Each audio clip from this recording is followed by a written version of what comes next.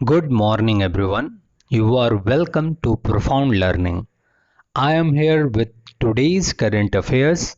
So, let's get started. Let's move to the question number one. हर साल विश्व रक्तदाता दिवस कब मनाया जाता है? World blood donor day.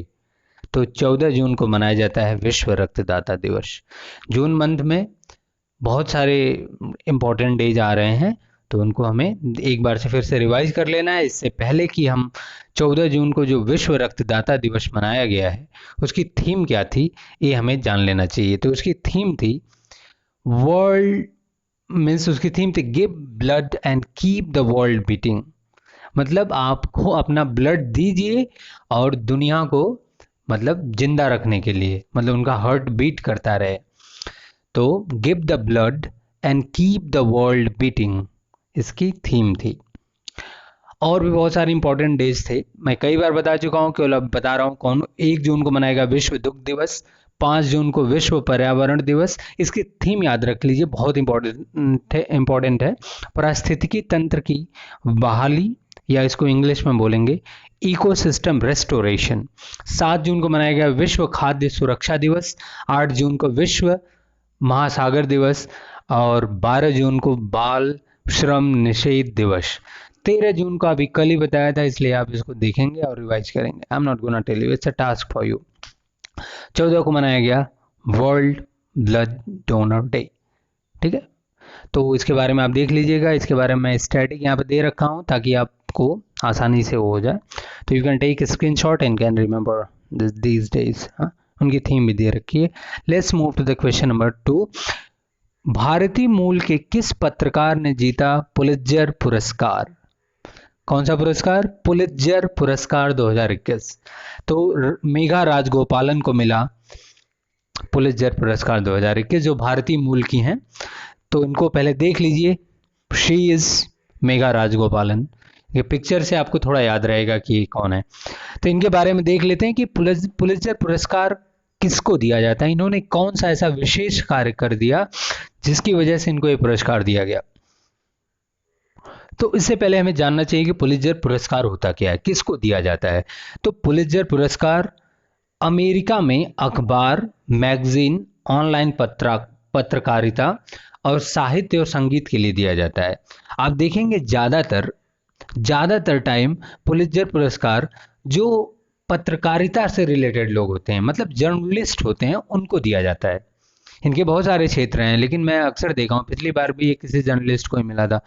तो भारतीय मूल की हैं मेघा राजगोपालन, इनको मिला है। तो एक क्या थी, एक पत्रकार थी। ठीक है, तो इन्होंने पत्रकारिता में कुछ ऐसे मतलब चीज़ों को उजागर किया जो दुनिया को नहीं पता था। जैसे कि अगर चाइना की बात किया जाए तो वहाँ पर एक शहर है झिनजियांग प्रांत है। वहाँ पर क्या होता है, वहाँ पर मुस्लिमों के साथ बहुत ही अत्याचार होता है। वहाँ पर डिटेंशन कैंप बनाए गए हैं। जैसे कि मुस्लिमों में वहाँ पर पॉलिसी है कि ज़्यादा बच्चे नहीं पैदा करने हैं, और मतलब बड़ा रूल रेगुलेशन है। चाइना में अब तो 3 चाइल्ड पॉलिसी आ गई कि आप 3 बच्चे पैदा कर सकते हैं। पहले था कि केवल 1 बच्चे पैदा कर सकते हैं, फिर बाद में कहे वहाँ पर बूढ़ों की संख्या बहुत ज़्यादा हो गई, नौजवान बहुत कम हो गए, फिर 2 बच्चे पैदा कर सकते हैं, एक मतलब कानून आया। फिर अब है कि 3 चाइल्ड पॉलिसी आ गई है कि अब वहाँ के लोग 3 बच्चे पैदा कर सकते हैं, उनको कानूनी रूप से कोई वो नहीं होगा, क्योंकि वहाँ पर बूढ़े लोग बहुत ज़्यादा हो गए हैं। तो भारत दुनिया में सबसे ज़्यादा यहाँ पर नौजवान लोग हैं। तो मुस्लिमों के साथ ये बहुत अत्याचार क्यों कर रहे हैं? क्योंकि उनका मानना है कि मुस्लिम वहाँ पे बहुत ज़्यादा जनसंख्या बढ़ा रहे हैं, और उनके यहाँ जातीय मतलब धार्मिक बहुत कट्टरता और तरह तरह की समस्याएं वो बता रखे हैं चाइना वाले।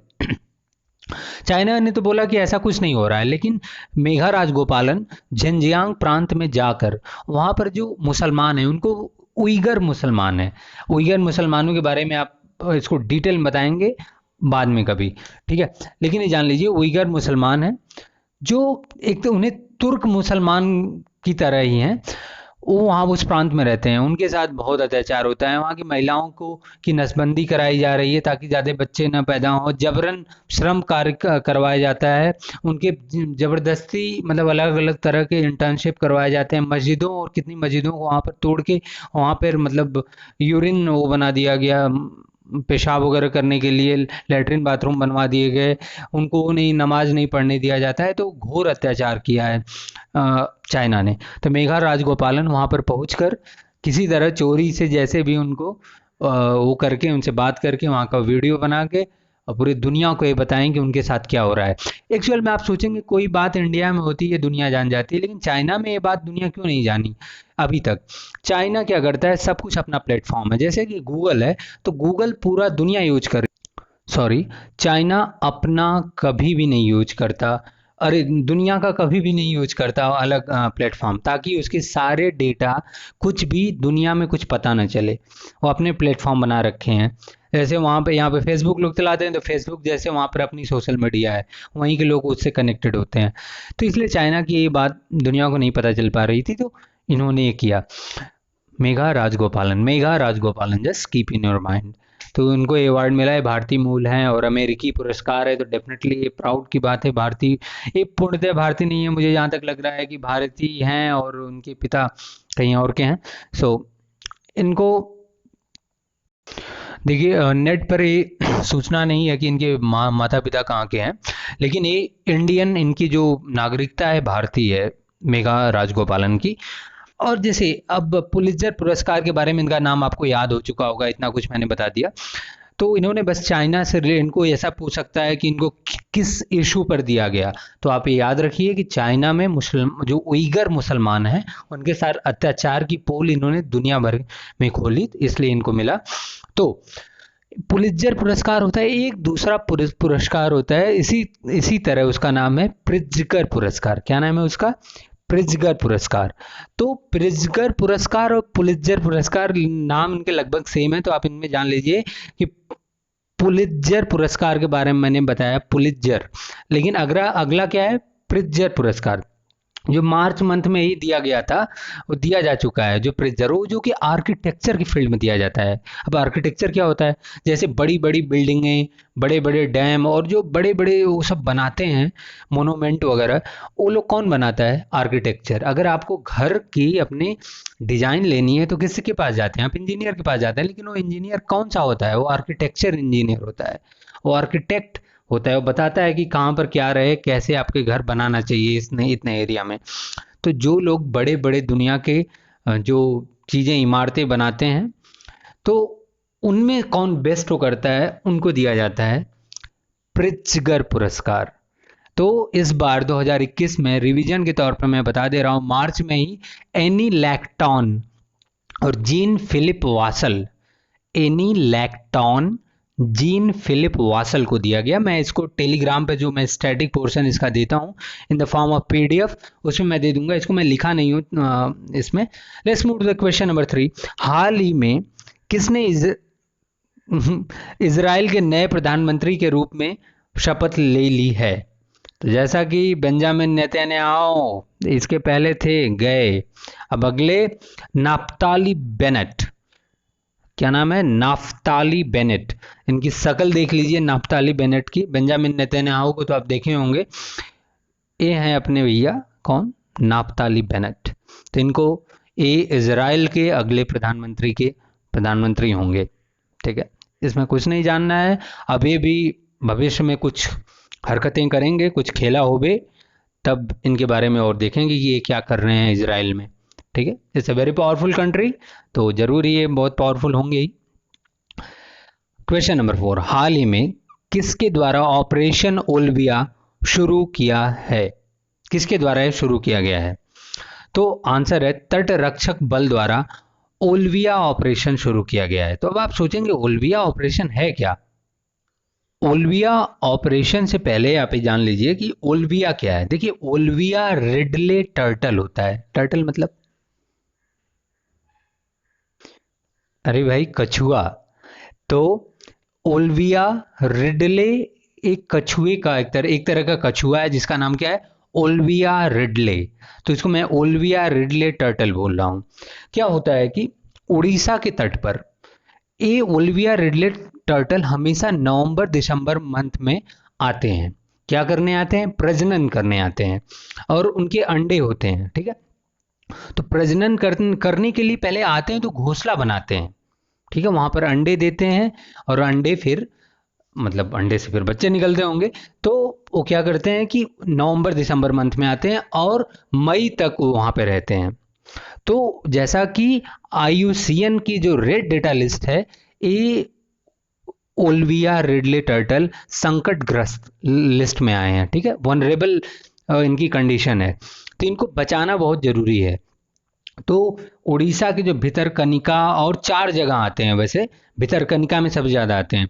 भितरकनिका तट पे जब आते हैं तो वहाँ पर उनकी सुरक्षा के लिए कम से कम नवंबर से लेकर मई तक क्या किया जाता है, वहाँ पर एक ऑपरेशन चलाया जाता है, जो कि वहाँ के जो तट रक्षक जो बल है, तट रक्षक बल जो होते हैं, जिसे बोलते हैं कि कोस्ट गार्ड जो फोर्स है एक तरह से, वो क्या करती है कि वहाँ पे सुरक्षा उन्हें प्रोवाइड करती है। क्यों सुरक्षा? क्योंकि उनकी पोचिंग होती है। पोचिंग मतलब उनका उनको तस्करी होती है। पोचिंग को हिंदी में तस्करी बोलेंगे। उनको खरीदा जाता है, उनको बेचा जाता है, उनकी जो बोन होती है मजबूत होती है, उसका जो कुछ भी करते होंगे ये लोग, तो ऐसा होता है। तो उनको ऐसा उनके साथ न हो सके, वो आसानी से प्रजनन कर सकें और अपनी जाति को ज़्यादा से ज़्यादा अपनी प्रजाति को बढ़ा सकें, विस्तार कर सकें, जो कि हमारे एक इकोसिस्टम की अगर बात किया जाए तो जो हर एक जीव एक बहुत महत्वपूर्ण स्थान रखता है, तो इनका भी बहुत महत्वपूर्ण स्थान है, तो इनको भी बचाना हमारा कर्तव्य है। तो ये जो ऑपरेशन है ओल्विया रिडले टर्टल को बचाने के लिए किया गया, जिसका नाम है ऑपरेशन ओल्विया। ठीक है, फिर इसके बारे में कुछ होता है डिटेल में और आता रहेगा अभी कुछ दिन में, अभी ये लौट रहे हैं तो फिर और भी इसके बारे में बात करेंगे। Let's move to the question. ये आप देख सकते हैं ओल्विया, मैंने पिक्चर डाल रखी है, ये देखिए लाखों की संख्या में 3,40,000 लगभग इस बार टर्टल आए हुए थे। पूरा जो बीच है ना, पूरा कछुओं से ही एकदम पट जाती है। यहाँ पर देखिए ऐसा घोंसला बना रहे हैं, यहाँ पे इनके अंडे यहाँ पर हैं, तो ये है। और भी मैं पिक्चर दे रखा हूँ, देखिए ऐसे ऐसे मास में आते हैं, इस हम घोंसला बनाते हैं, फिर यहाँ पर अंडे को सेते हैं। ठीक है, तो this is all about the olive ridley turtle के लिए जो ओल्विया ऑपरेशन चलाया गया था। Let's move to the question number 5। हाल ही में किस स्टार्टअप ने एक 3D प्रिंटेड मास्क विकसित किया है? तो उसका नाम है फर्म, यहाँ पे थिंक है, वो ये आर नहीं लिखा, टाइप हो रहा था। Firm think private limited technology है एक तरह से, इसके द्वारा इन्हें 3D मास्क डेवलप किया है। पुणे बेस्ड है ये भैया 3D मास्क, जान लीजिए। ये बस उसका फर्म थिंक प्राइवेट लिमिटेड का नाम याद रखिए। ये पुणे की एक तरह से वो है, प्राइवेट लिमिटेड एक कंपनी है जो कि वो करती है, बनाई है। कौन सी राज्य सरकार कोविड-19 महामारी पर लोगों में जागरूकता बढ़ाने के लिए युवा शक्ति कोरोना मुक्ति अभियान शुरू करने जा रही है? इस बार बहुत सारे अभियान शुरू किए गए हैं, तो आप बताइए। यह है मध्य प्रदेश सरकार। मध्य प्रदेश सरकार ने शुरू किया युवा शक्ति कोरोना मुक्ति अभियान। ठीक है, आपको याद होना चाहिए, है ना। ये सब बहुत सारे जो अभियान है, एक वीडियो बनाएंगे जिसमें सारे अभियान एक साथ होंगे, फिर भी ज़्यादातर आप अभी याद कर लेंगे तो ज़्यादा अच्छा रहेगा। अगर मध्य प्रदेश की बात हो रही है then let me take it. Madhya Pradesh सरकार ने बनाया, इसके बारे में कुछ बात करते हैं। यहाँ की कुछ महत्वपूर्ण स्थल हैं, या मैं देखा दे रखा हूँ, नहीं दे रखा हूँ, तो इसको आपको जो टेलीग्राम, देखिए if you like this video you can like and subscribe to my channel, but one more thing you can do that you can join the Telegram group if you want study portion. इसके बारे में जो study portion मैं वो कर रहा हूँ, उसको पाने के लिए आपको टेलीग्राम से जुड़ना होगा। वहाँ मैं PDF डेली का डेली वो भेजता रहता हूँ। तो मध्य प्रदेश के बारे में कुछ जान लेते हैं। यहाँ पे महत्वपूर्ण स्थल क्या है? भीमबेटका रॉक शेल्टर है, यूनेस्को की जो विश्व धरोहर स्थल में भीमबेटका को किया गया था। वहाँ पे 64 योगिनी मंदिर है, कंडरिया महादेव का मंदिर है, सशस्त्र बहु मंदिर है, ग्वालियर का किला है। सब सारी चीजें कहाँ पर है? मध्य प्रदेश में है। राष्ट्रीय उद्यान की बात किया जाए तो वहाँ पर 11 राष्ट्रीय उद्यान है। ठीक है, 11 हैं, GKV। चलिए मैं पूरे का नाम नहीं बता रहा हूँ, जो इंपॉर्टेंट है उनका नाम बता रहा हूँ। संजय राष्ट्रीय उद्यान, माधव राष्ट्रीय उद्यान, मांडला, पन्ना, डायनासोर राष्ट्रीय उद्यान, और जो भी हैं कान्हा, कूना, पेंच, पन्ना, जो सारे बहुत सारे हैं, 11 हैं, लेकिन इनमें से इंपॉर्टेंट यही है, संजय, माधव, मांडला, पन्ना, डायनासोर और सतपुड़ा। ये सब इंपॉर्टेंट है, इनके नाम आप सुने रहेंगे कई बार, सुनते सुनते it will become permanent in your brain. Okay, याद हो जाएगा। CM अभी शिवराज सिंह चौहान मामा जी, और गवर्नर हैं आनंदीबेन पटेल, जो कि वहाँ का एक कार्यभार संभाल रखी हैं एक्स्ट्रा, जो कि उत्तर प्रदेश की भी हैं।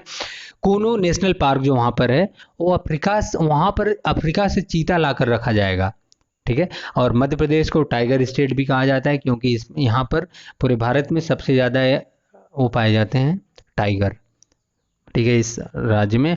अगला है, let me finish quickly, zeolites जैसे महत्वपूर्ण कच्चे माल की आपूर्ति, कंप्रेसर के निर्माण और छोटे ऑक्सीजन संयंत्रों की स्थापना सुनिश्चित करने के उद्देश्य से कौन सा अभियान शुरू किया गया है? तो अभियान है वो project O2 for oxygen for India, project O2 for India शुरू किया गया है। इसमें क्या है कि जो जियोलाइट होता है, जियोलाइट आप जानते हैं, आपको जियोलाइट का मैं इमेज दिखा दे रहा हूँ, देखिए जियोलाइट की इमेज है। आप इसको थोड़ा सा प्योरीफाई किया जाएगा तो आप पाएंगे कि, देखिए मैं पिक्चर इसलिए दिखा देता हूँ कि कुछ हमारी जो मेमोरी होती है वो फोटोग्राफिक होती है, फोटोग्राफिक बहुत अच्छी होती है। अगर किसी चीज़ की आप फोटो देख लेते हैं तो आसानी से हमारे दिमाग में चीज़ें याद रहती हैं। तो आप ये देख लीजिए, ऐसा कुछ जियोलाइट होता है। अगर इसके केमिकल फार्मूला की अगर बात करें तो Na2Al2 Si2O8 होता है, ठीक है। एक तरह से सोडियम एल्युमिनियम कुछ ऐसे सिलिकॉन ऑक्साइड टाइप का होता है। तो Na2Al2 SiO2 है। तो एल्युमिनियम और सिलिका और सोडियम का एक तरह से मिक्सचर होता है। जैसा कि आप जानते हैं कि एल्युमिनियम एक तरह से प्योरीफिकेशन काम करता है, शुद्धिकरण का काम करता है। तो जियोलाइट का क्या काम है? इससे क्या होता है, वाटर प्योरीफिकेशन किया जाता है। जियोलाइट की टैबलेट्स भी आती हैं जो हमारे शरीर में बहुत सारे जो अपशिष्ट मतलब बेकार पदार्थ होते हैं उनको शरीर से बाहर निकालने में इसका बहुत हेल्प करती है। तो जियोलाइट हमारे लिए बहुत अच्छी चीज़ है, वाटर को फिल्टर करने में, मतलब उसका प्योरीफिकेशन करने में। और पानी में जो हार्ड मेटल हैं, हार्ड मेटल क्या बोलेंगे, हार्ड मतलब कठोर, मेटल मतलब जो भी है, तो हार्ड मेटल को वाटर में पाए जाते हैं जो कि जिससे बहुत सारे रोग हो जाते हैं। तो उन सबको निकाल के एक प्योर वाटर जो हमारे बॉडी के लिए अच्छे हैं वो करने में इसका प्योरीफिकेशन जियोलाइट का प्रयोग किया जाता है। जैसा कि कोविड-19 में ऑक्सीजन की बड़ी कमी हो गई थी, बड़ी किल्लत हो गई थी, तो उस सबको छोटे छोटे ऑक्सीजन के संयंत्र बनाए जाएंगे इसकी तरह, कंप्रेसर, कंसंट्रेटर, जियोलाइट, इस सब को एक पर्याप्त मात्रा में बनाया जा सके और भारत में ये रहे कि कल को अगर ज़रूरत पड़े तो इनका प्रयोग आसानी से किया जा सके और हमें बहुत सारी समस्याओं को न झेलना पड़े। उसके लिए एक अभियान शुरू किया गया है, उसका नाम है प्रोजेक्ट O2 फॉर इंडिया। मतलब मुख्यतः ये है कि ऑक्सीजन की जैसे किल्लत हुई थी तो ऑक्सीजन को ज़्यादा से ज़्यादा प्रोड्यूस करना और वो ऐसे संयंत्रों को बना के रखना। क्वेश्चन नंबर ये आपने देख लिया। क्वेश्चन नंबर 8 क्या है, किस देश ने कोविड-19 से लड़ने के लिए प्रमुख स्वास्थ्य बुनियादी ढांचे में अंतर को पाटने के लिए राज्यों में एक्सटेंशन ऑफ हॉस्पिटल्स परियोजना शुरू की है? देखिए भैया, कोविड से रिलेटेड सारी, आज देखिए कोविड से रिलेटेड 2-3 हमने देख लिया प्रॉब्लम कि एक प्रोजेक्ट O2 फॉर इंडिया, जो कोविड की वजह से जो समस्याएं आई, ऑक्सीजन की कमी आई, तो उसको वो किया जाएगा जियोलाइट से और कंप्रेसर, कंसंट्रेटर ये सब बनाया जाएगा। अगली ये समस्या आई है कि हॉस्पिटल की कमी हो गई, बेड ही नहीं थे, तो अब हॉस्पिटल का इंफ्रास्ट्रक्चर बढ़ाया जाएगा। मद्रास, IIT मद्रास में एक है इनक्यूबेटर, एक NGO है जो मिल के और कई प्राइवेट संस्थाएं और कुछ इंडिविजुअल लोग मिल के एक्सटेंशन ऑफ हॉस्पिटल परियोजना शुरू की है। इसमें क्या होगा, हर राज्य में जो 50 बेड के मतलब 50 जगहों पर वो हॉस्पिटल, जो पुराने हॉस्पिटल हैं उनको और बढ़ाया जाएगा, ठीक है। और ये लोग लगभग 100 बेड का हॉस्पिटल 21 दिन में तैयार कर देंगे। ये जो मतलब NGO और IIT मद्रास मिलके और अन्य लोग मिलके ऐसा इन लोगों का प्लान है।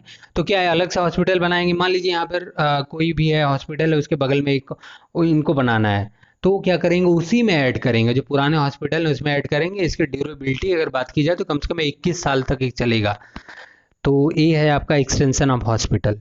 मुख्यतः आप ये जानिए, हॉस्पिटल की कमी पड़ गई, बेड की कमी हो गई, तो हर राज्य में जहाँ पर कोविड के कारण बहुत सारे केसेज आए थे, बड़े बड़े अस्पताल हैं जहाँ पर लोग मतलब मुख्यतः जाते हैं, वहाँ पर हॉस्पिटल के नंबर ऑफ बेड्स बढ़ाने के लिए इसका वो किया गया। क्वेश्चन नंबर 9, ग्राहक हर मशीन से अपने ATM से कितने बार, मतलब अपने ATM से कितनी बार आप मुफ्त में लेन देन कर सकते हैं?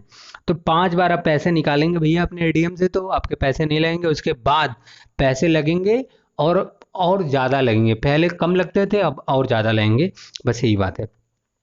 अभी अगला ये है कि digital publisher content grievance council के शिकायत निवारण बोर्ड के अध्यक्ष के रूप में किसे नियुक्त किया गया है? तो इसको नियुक्त किया गया है अर्जन कुमार सिकरी, जो कि सुप्रीम कोर्ट में जज रह चुके हैं।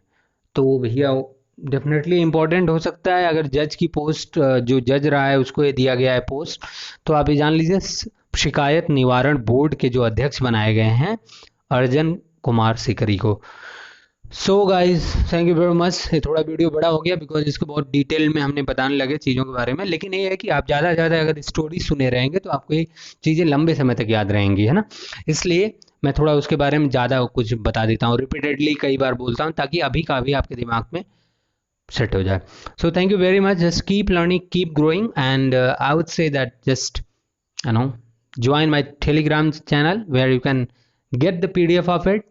And if you feel that this channel is beneficial for you, you can subscribe and you can like too.